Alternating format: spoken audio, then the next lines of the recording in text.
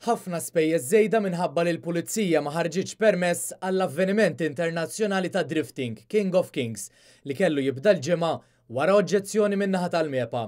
Sostna dan ma' Net News l-organizzatur Adrian Figallo. Ifimni, mhux il-sitwazzjoni ideali, biss bħalma taraw naħseb għamilna miraklu li finqas minn naħseb 16 sija nexxinna nirrilokaw hawnhekk. Ġew sofferti ħafna affarijiet, ġifieri ir-reputazzjoni tagħna personali anke ma' series barranija mhix ħaġa eċċezzjonali, biss ovvjament għamilna dak kollu li stajna bħal madna l-bieraħ biex l-event issir.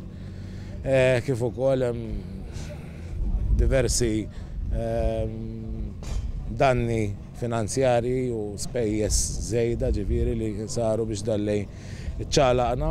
Adrian Figallo sostna li l-pożizzjoni tal-MEPA kienet li ma jkunx hemm oġġezzjoni sakemm l-avveniment ikollu l-permessi u l-polozz tal-assigurazzjoni meħtieġa, xi ħaġa li l-organizzaturi għandhom.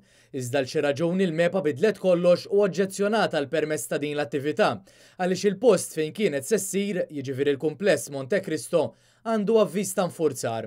U qal li r-reputazzjoni tagħhom marret lura, partikolarment mal-parteċipanti barranin minħabba d-deċiżjoni tal-MEPA.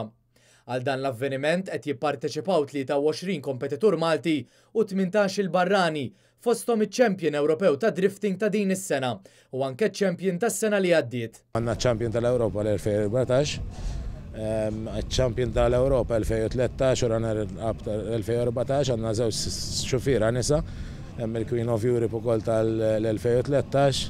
Ovvjament anke champions ta' mill-Greċja, minn Poland, waħda minnhom minn Ireland. George Muscat, il-President tal-Assoċjazzjoni Maltija ta' Drifting, tkellem dwar l-involviment tal-Maltin f'dan l-avveniment internazzjonali.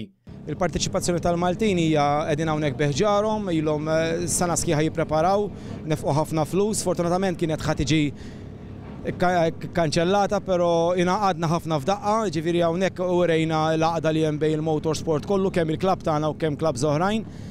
Fej 50 sigħat irnexxinna nżarmaw minnaħa, inġorru kollox għal hawnhekk ġo ħalfar u ovvjament illum ħanibdew l-event minn ftit ieħor. L-Assoċjazzjoni Sport, Muturi u Karozzi qalet li l-Motorsport Malti ma jistax u m'għandu qatt jintuża bħala lieva biex xi ħadd jasal għal punt tiegħu.